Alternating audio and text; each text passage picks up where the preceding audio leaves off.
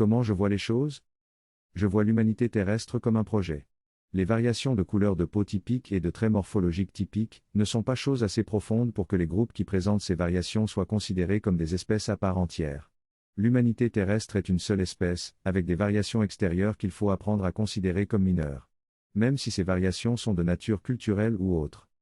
Du point de vue neurogénétique, la race humaine, entendez l'espèce humaine, est encore d'un niveau de développement très rudimentaire. Ses capacités neuropsychiques sont très rudimentaires.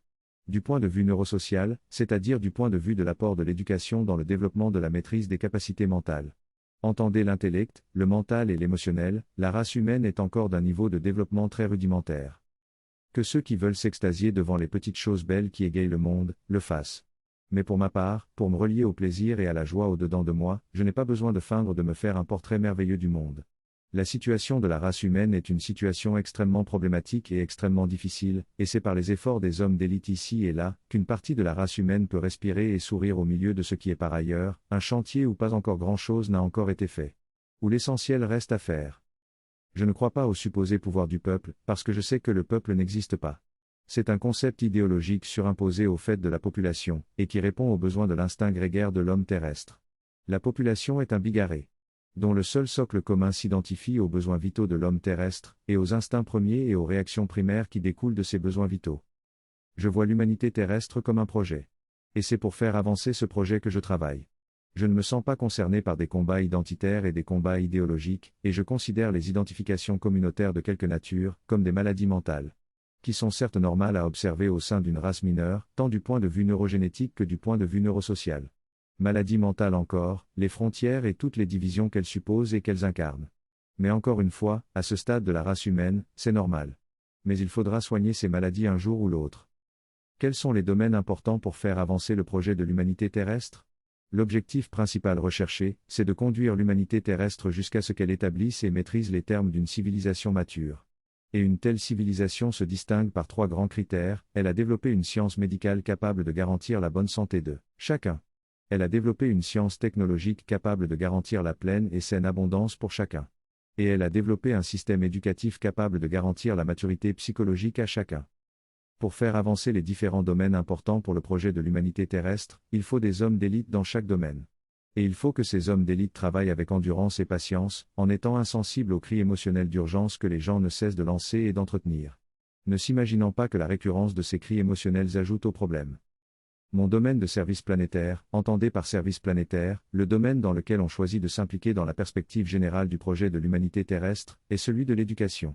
Et la base de l'éducation, c'est de s'occuper du développement de la force psychologique et de la force psychique des individus. Et la prochaine grande étape de mon travail, sera de proposer un grand livre de référence pour une discipline qui pourrait s'appeler sciences psychiques. Lequel grand livre de référence devra se développer en une école psychique, dont l'ambition sera de constituer un centre éducatif au rayonnement planétaire.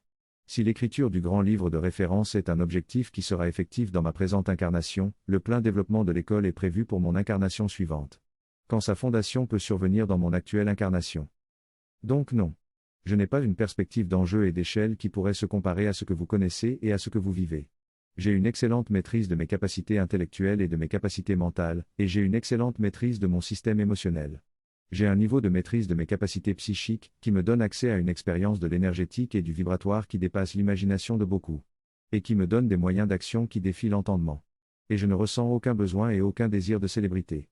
Et si j'ai quelques élèves qui travaillent sous ma direction, ce n'est pas parce que cela m'intéresse d'avoir des élèves, c'est parce que c'est une bonne chose de prendre soin de ceux qui se relient à mon enseignement et qui veulent travailler sous mon inspiration, à développer leur compréhension et leur force. La célébrité, la richesse. Ce ne sont pas des choses qui m'intéressent, et le fait même de devoir travailler pour gagner l'argent nécessaire pour prendre soin de ma vie terrestre et des personnes dont je suis matériellement responsable pour quelque raison, cela est davantage une contrainte pour moi, qu'autre chose. Non pas parce que j'aurais quelques soucis en soi avec la contrainte sociale et économique du travail et de l'argent, mais parce que mon temps devrait normalement être consacré à 100% aux travaux de recherche et d'écriture en vue du livre et de l'école.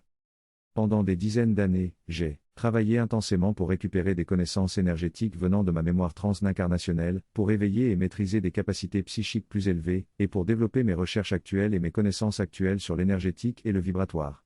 Pour devenir un expert dans le domaine de la science psychique. Aujourd'hui, j'ai suffisamment d'expertise et de maîtrise pour pouvoir écrire ce qui sera l'un des livres les plus importants de l'humanité. Reste à m'acheter le temps nécessaire pour pouvoir me consacrer pendant quelques années, à 100%, au travail d'écriture de ce livre. Si je dois me souhaiter quelque chose à moi-même en ce jour anniversaire, c'est que l'année qui s'ouvre voit l'achèvement de mes travaux spéciaux pour la maîtrise des conditions financières et matérielles dont j'ai besoin pour m'isoler complètement de la vie active, pendant les années nécessaires pour accoucher du livre de référence. Certes, je continuerai toujours à prendre soin de ceux des élèves qui souhaitent continuer à travailler sous mon inspiration. D'autant que c'est toujours une grande joie pour moi, de constater que même dans cette époque de ténèbres et de mirages, il y a quelques consciences et quelques intelligences qui savent saisir l'enseignement cosmique et qui savent reconnaître la trame du futur. Je ne travaille pas pour le présent. Je travaille pour le futur. Je suis venu déposer de la connaissance sur cette planète et dans cette race, je suis venu fonder une école qui sera un phare majeur pour cette race. Et pour cela, j'ai dû travailler intensément, et je continue de travailler intensément, pour réveiller et pour éveiller en moi les capacités nécessaires pour pouvoir accomplir un tel service. Les petits enjeux ne m'intéressent pas. Ni la célébrité ni l'argent ne sont un but, ni mon image ni ma réputation n'ont d'importance. Et aucun combat identitaire ne me paraît être autre chose qu'une maladie mentale infantile. C'est le projet de l'humanité terrestre qui m'intéresse, et lui seul. Sinon, je ne serais pas venu m'incarner ici. L'argent est un outil, je m'en occupe autant que je peux me dégager du temps pour cela. Entretenir mon bonheur humain est utile, et je m'en occupe de la même manière. Et prendre soin de mes proches, élèves et parents, est une joie dont je ne me prive pas. Au-delà de tout cela, je raffermis chaque jour mon expertise et ma maîtrise, et je travaille chaque jour dans la perspective du service planétaire dans lequel je me suis engagé. Bonne journée à tous.